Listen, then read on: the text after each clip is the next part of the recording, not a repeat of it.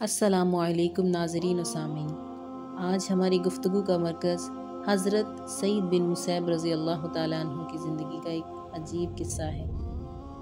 بسم اللہ الرحمن الرحیم۔ ایک باپ جب اپنی لڑکی کو کسی کے حوالے کرتا ہے تو یہ اس کے لیے ایک نازک ترین وقت ہوتا ہے۔ اس کا اندازہ شاید وہی لوگ کر سکتے ہیں جو خود اس تجربے سے گزرے ہوں۔ بڑے بڑے لوگوں کے قدم اس مقام پر آ کر پھسل جاتے ہیں۔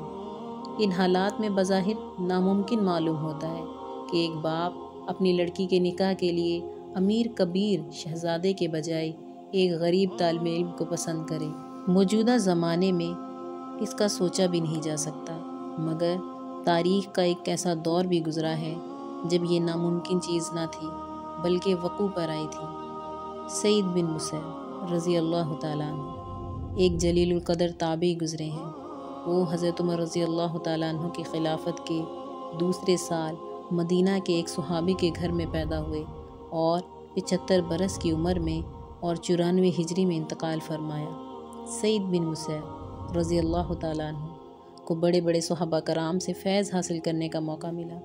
مشہور حافظ حدیث صحابی حضرت ابو ہریرہ رضی اللہ تعالیٰ عنہ ان کے خصر تھے۔ اس وجہ سے خصوصیت کے ساتھ ان سے استفادہ کرنے کا موقع ملا۔ چنانچہ سعید بن مسیب رضی اللہ تعالیٰ عنہ کی مرویات کا بڑا حصہ حضرت ابو ہریرہ رضی اللہ تعالیٰ عنہ ہی کی حدیث پر مشتمل ہے۔ وہ اپنے وقت کے بہت بڑے عالم اور بہت بڑے بزرگ گزرے ہیں۔ میمون بن مہران رحمۃ اللہ علیہ کا بیان ہے کہ میں مدینہ گیا، وہاں کے سب سے بڑے فقیہ کو پوچھا تو لوگوں نے مجھے سعید بن مسیب رضی اللہ تعالیٰ عنہ کے گھر کا پتہ بتایا۔ ابن حبان کے الفاظ ہیں، وہ تمام اہل مدینہ کے سردار تھے۔ حضرت حسن بصری رحمۃ اللہ علیہ جیسے بزرگ کو جب کسی مسئلے میں مشکل پیش آتی تو وہ ان کے پاس لکھ بھیجتے تھے۔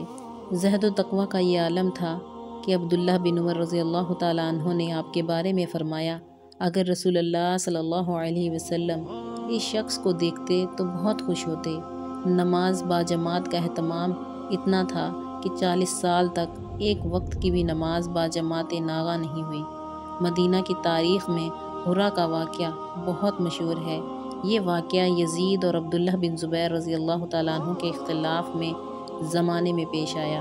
اہل مدینہ نے جب عبداللہ بن زبیر رضی اللہ تعالیٰ عنہ کی حمایت میں عبداللہ بن طلحہ رضی اللہ تعالیٰ عنہ کو سردار بنا کر یزید کی بیعت توڑ دی، اس وقت یزید کی فوجیں 3 دن تک برابر مدینہ الرسول میں قتل عام کرتی رہیں۔ اس پر آشوب زمانہ میں کوئی شخص گھر سے باہر قدم رکھنے کی ہمت نہیں کرتا تھا۔ مسجدوں میں بالکل سناٹا رہتا تھا۔ ایسے نازک وقت میں بھی سعید بن مسیب رضی اللہ تعالیٰ عنہ مسجد ہی میں جا کر نماز پڑھتے تھے۔ لوگ انہیں دیکھ کر کہتے تھے، ذرا اس بوڑھے کو دیکھو، اس مجنوں کو دیکھو کہ اس حالت میں بھی مسجد نہیں چھوڑتا۔ اموی حکومت کا بانی مروان بن حکم اپنے بعد اعلی الترتیب عبد الملک اور اس کے بھائی عبدالعزیز کو خلیفہ بنا کر گیا۔ مروان کے بعد عبد الملک کی نیت میں فتور ہوا۔ اس نے عبدالعزیز کو ولی عہدی سے خارج کر کے اپنے لڑکوں ولید اور سلمان کو ولی عہد بنانا چاہا، لیکن پھر قبیہ بن ذؤیب کے سمجھانے سے رک گیا۔ عبد الملک کی خوش قسمتی سے جلد ہی عبدالعزیز کا انتقال ہو گیا۔ اب عبد الملک کے لیے میدان صاف تھا۔ اس نے ولید اور سلیمان کو ولی عہد بنا کر ان کی بیعت کے لیے صوبیداروں کے نام فرمان جاری کر دیے۔ حشام بن اسماعیل جو مدینہ کا والی تھا، اس نے اہل مدینہ سے بیعت کے لیے سعید بن مسیب رضی اللہ تعالیٰ عنہ کو بلایا۔ انہوں نے جواب دیا، میں عبد الملک کی زندگی میں دوسری بیعت نہیں کر سکتا۔ یہ ایک بہت سنگین معاملہ تھا، کیونکہ سعید بن مسیب رضی اللہ تعالیٰ عنہ کی مخالفت کے معنی یہ تھے کہ مدینہ سے ایک بھی ہاتھ بیعت کے لیے نہ بڑھے۔ چنانچہ حشام نے سعید بن مسیب رضی اللہ تعالیٰ عنہ کو کوڑے سے پٹوایا اور ان کو سخت سزائیں دیں۔ اس کے بعد ابو بکر بن عبد الرحمن کو ان سے گفتگو کے لیے بھیجا گیا۔ واپسی کے بعد حشام نے پوچھا، کیا سعید مار کے بعد کچھ نرم پڑے؟ ابو بکر نے جواب دیا، تمہارے اس سلوک کے بعد خدا کی قسم وہ پہلے سے زیادہ سخت ہو گئے ہیں، اپنا ہاتھ روک لو۔ اب عبد الملک نے تدبیر سوچی اور جو شخص کوڑوں کی مار سے راضی نہیں ہوا تھا، اس کو دنیا کے لالچ سے رام کرنے کا منصوبہ بنایا۔ سعید بن مسیب رضی اللہ تعالیٰ عنہ کی ایک لڑکی جو خوبصورت اور سیرت دونوں سے ہی بہت ممتاز تھی اور اسی کے ساتھ اعلیٰ تعلیم یافتہ بھی تھی، اس نے سوچا کہ ولی عہد سے اس کا نکاح کر کے اس کو اپنی بہو بنا لے، اس طرح باپ خود نرم پڑ جائے گا۔ اس نے امیر مدینہ حشام بن اسماعیل جو سعید بن مسیب کے عزیز رشتہ دار تھے، ان کے ذمے سعید بن مسیب رضی اللہ تعالیٰ عنہ کو راضی کرنے کا کام سپرد کر دیا۔ حشام کو اپنی ناکامی کی پوری امید تھی، لیکن خلیفہ کے حکم کی تعمیل میں سعید بن مسیب رضی اللہ تعالیٰ عنہ کی خدمت میں حاضر ہوئے، لیکن ادھر ادھر کی باتیں کرتے رہے۔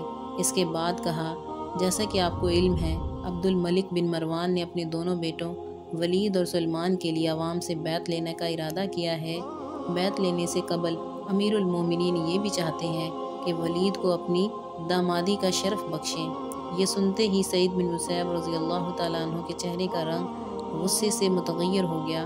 انہوں نے کہا، مجھے ان دونوں میں سے کچھ بھی منظور نہیں۔ اس انکار کے نتیجے میں سعید بن مسیب رضی اللہ تعالیٰ عنہ کو دوبارہ مختلف قسم کی سختیاں جھیلنی پڑیں اور طرح طرح سے ان پر دباؤ ڈالے گئے، مگر وہ اپنے انکار پر برابر قائم رہے۔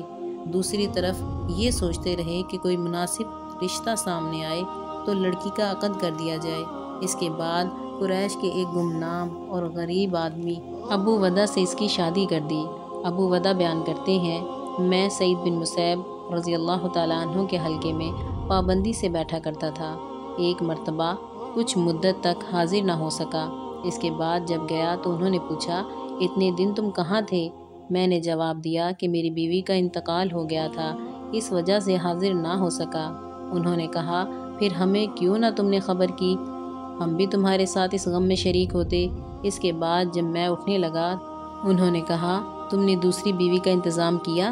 میں نے کہا، خدا آپ پر رحم فرمائے، کون میرے ساتھ شادی کرے گا جبکہ میں 2-4 درہم سے زیادہ کی حیثیت کا آدمی نہیں ہوں۔ انہوں نے کہا، اگر میں کروں تو تم کرنے کے لیے تیار ہو؟ میں نے کہا، بہت خوب، اس سے بہتر کیا ہے؟ اس کے بعد انہوں نے اللہ کی حمد و ثنا بیان کی اور رسول اللہ صلی اللہ علیہ وسلم پر درود بھیجا اور اسی وقت 2 یا 3 درہم پر میرے ساتھ اپنی لڑکی کا نکاح پڑھوا دیا۔ ابو ودہ بیان کرتے ہیں کہ میں اس کے بعد وہاں سے اٹھا اور میری خوشی کا یہ عالم تھا کہ میری سمجھ میں نہیں آتا تھا کہ میں کیا کروں۔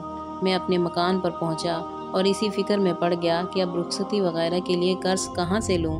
میں نے مغرب کی نماز پڑھی اور اس دن میں روزے سے تھا۔ نماز کے بعد میں نے چاہا کہ کھانا کھاؤں، جو کی روٹی تھی، زیتون کا تیل۔ اتنے میں دروازہ کھٹکھٹانے کی آواز آئی۔ میں نے پوچھا، کون ہے؟